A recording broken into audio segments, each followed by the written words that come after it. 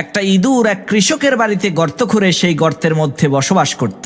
একদিন সেই ইঁদুর দেখতে পেল সেই কৃষক বাজার থেকে একটি ব্যাগে করে একটি ইঁদুর মারার ফাঁদ নিয়ে এসেছে। সেই কৃষকের বাড়িতে আবার একটা কবুতর, একটা মুরগি আর একটা ছাগল ছিল। সেই ইঁদুর সর্বপ্রথম কবুতরের কাছে গিয়ে বলল, ভাই কবুতর, আজকে তো তোমার মালিক ইঁদুর মারার একটা ফাঁদ নিয়ে এসেছে।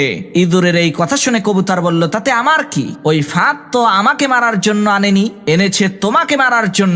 এটা তোমার সমস্যা, তুমিই বোঝো। কবুতরের এই কথা শুনে সেই ইঁদুরটি নিরাশ হয়ে মুরগির কাছে যে ওই ইঁদুর মারার ফাঁদের কথাটা বলল। তখন মুরগিও এই একই কথা বলল, ভাই এটা তো তোমার সমস্যা, এর সাথে তো আমার কোনো লেনা দেনা নাই। মুরগির কথা শুনে সেই ইঁদুর আরো হতাশ হয়ে ছাগলের কাছে গিয়ে ওই ইঁদুর মারার ফাঁদটার কথা বলল।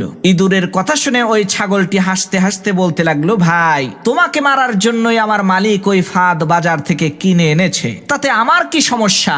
আমি তো খুবই আরামে আছি। সবার কথা শুনে ওই ইঁদুরটি হতাশ হয়ে কৃষকের বাড়ি থেকে চলে গেল। এদিকে কৃষকের ঘরে পেতে রাখা ইঁদুর মারার ফাঁদের মধ্যে একটা সাপ আটকে গেল। রাতের অন্ধকারে ওই কৃষকের স্ত্রী ইঁদুর মনে করে যখনই ওই ইঁদুর মারার ফাঁদটাকে হাত দিয়ে ধরেছে, আর অমনি সাথে সাথে সাপটা কৃষকের স্ত্রীর হাতে কামড় বসিয়ে দিল। তখন কৃষক তার স্ত্রীকে বাঁচানোর জন্য হাকিম কবিরাজ নিয়ে আসলো। হাকিম সাহেব চিকিৎসা দিয়ে বললেন, এই সাপে কাটা রোগীকে কবুতরের স্যুপ খাওয়াতে হবে, তাহলে ইনশাআল্লাহ খুব দ্রুতই সে সুস্থ হয়ে যাবে। সেই কৃষক হাকিমের কথা শুনে তার স্ত্রীকে বাঁচানোর জন্য ওই বাড়িতে থাকা কবুতরটিকে জবাই করে স্যুপ বানিয়ে তার স্ত্রীকে খেতে দিল।